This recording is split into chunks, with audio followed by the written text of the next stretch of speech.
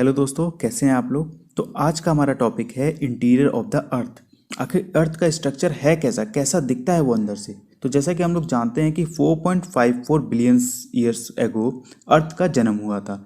तब से लेके आज की डेट तक कंटिन्यूअस अर्थ के स्ट्रक्चर में धीरे धीरे बदलाव आता रहा है। तो आज हम जानेंगे कि अगर हम अर्थ को अंदर से देखते हैं तो अंदर से वो कैसे दिखेगा। तो चलिए शुरू करते हैं अपना वीडियो। तो ये देखा इस फोटो में दिखाया गया है कि अर्थ जो है वो 3 लेयर्स में बटा हुआ है। पहला लेयर क्रस्ट, दूसरा लेयर मेंटल, तीसरा लेयर कोर।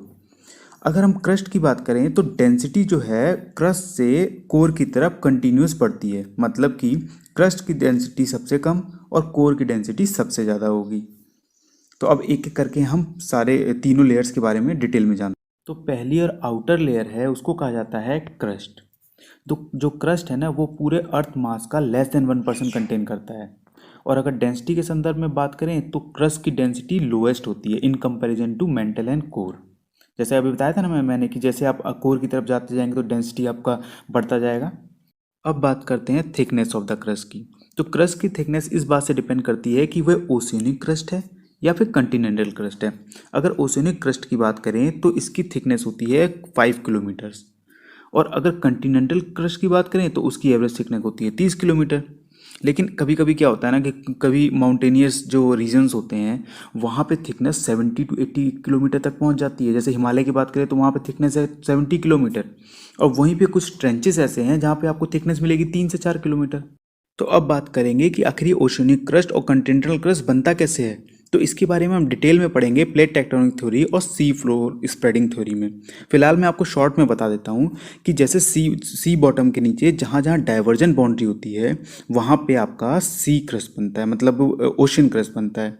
जैसे कि आपका मिड ओशनिक रीज हो गया उसके नीचे, ठीक है। और वहीं पे कंटिनेंट पे जहाँ जहाँ कन्वर्जन बाउंड्री होगी वहाँ पे आपका कंटिनेंटल क्रस्ट बनता है in form of folded mountain, volcanic mountain. तो अगर आप यहाँ से ड्रिल करते हुए नीचे जाएंगे तो 5 किलोमीटर ड्रिल करने के बाद ही आपको अपर मेंटल मिल जाएगी। और वही अगर माउंटेनियस रीजन में कंटिनेंटल क्रस्ट में अगर आप ड्रिल करते हुए 30 किलोमीटर तक जाएंगे तब जाके आपको अपर मेंटल मिल। यहाँ देखिए आपको थोड़ा विजुलाइज समझ में आएगा। ये देखिए दो प्लेट्स जब कन्वर्ज हो रही हैं तो यहाँ पे बन रहा है हमारा ट्रेंच। अब ट्रेंच बन रहा है तो मेंटल से देखिए कितना पास है, ये दिख रहा है, देखिए ध्यान से। और यहीं पे अगर माउंटेन बन रहा है फोल्डेड तो अब ऊपर जितना होगा, प्रॉपर्टी एक सिंपल है कि जितना ऊपर होगा उतना ही नीचे भी होगा। तो उतना नीचे होगा तो ये देखिए डिस्टेंस कितना ज़्यादा हो गया। तो यहाँ से अगर हम नीचे मेंटल में जाना चाहेंगे तब तो 70-80 किलोमीटर खोदना। तो अगले लेयर की तरफ चलते हैं। अगली लेयर है मेंटल, जो कि क्रस्ट और कोर के बीच में होती है। मेंटल को भी दो पार्ट्स में डिवाइड किया गया है, upper mantle and lower mental.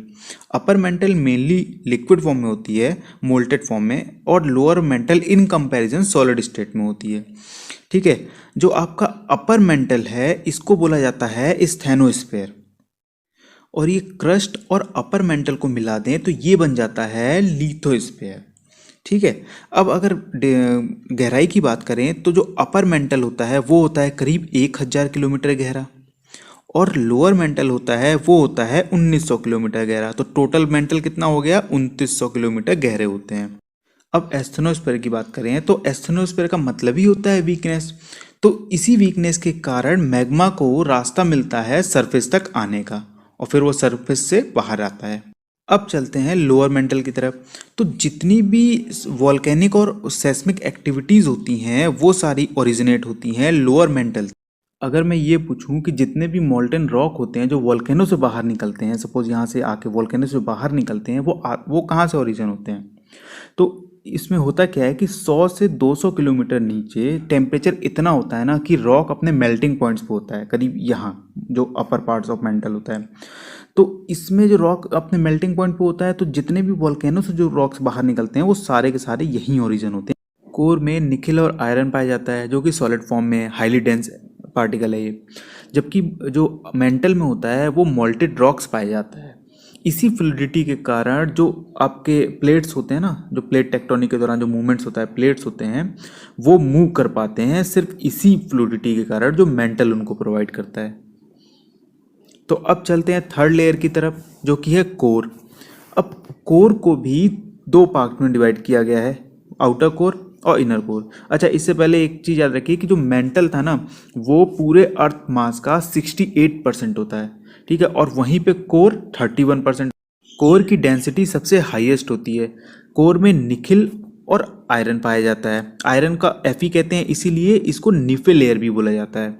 अब आउटर कोर की बात करें तो आउटर कोर की गहराई होती है 2300 किलोमीटर, जबकि इनर कोर की गहराई होती है 1200 किलोमीटर।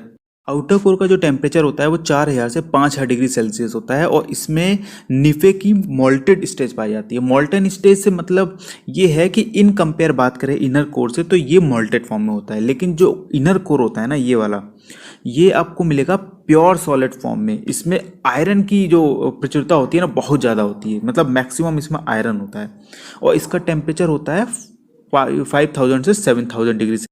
तो अब चलते हैं दोस्तों सेस्मिक डिसकंटिन्यूटी की तरफ। ये जो डिसकंटिन्यूटी वाला चैप्टर है, इसको आप ध्यान से सुनिएगा, क्योंकि बहुत सारे एग्जाम में कई बार इससे क्वेश्चंस आए हुए हैं, तो इसको आप ध्यान से सुनिए और याद रखने की कोशिश कीजिएगा। तो अर्थ का जो इंटीरियर होता है वो डिफरेंट काइंड्स ऑफ मटेरियल से बना है, जैसा कि अभी हमने डिस्कस कर लिया, ठीक है। अब हर मटेरियल की अपनी अलग फिजिकल और केमिकल प्रॉपर्टी होती है, जैसे कि टेम्परेचर किसी का ज़्यादा कम होता है, डेंसिटी ज़्यादा कम होती है।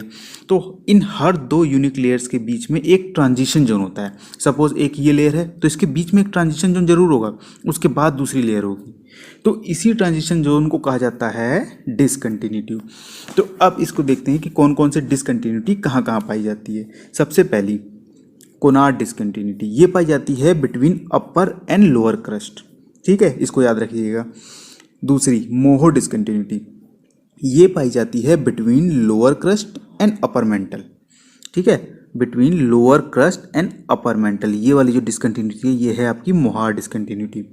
अब आती है रेपेटिव डिसकंटिन्यूटी, ये पाई जाती है between upper mantle and lower mental, मतलब ये वाली जो लाइन होगी ये होगी आपकी रेपेटिव डिसकंटिन्यूटी।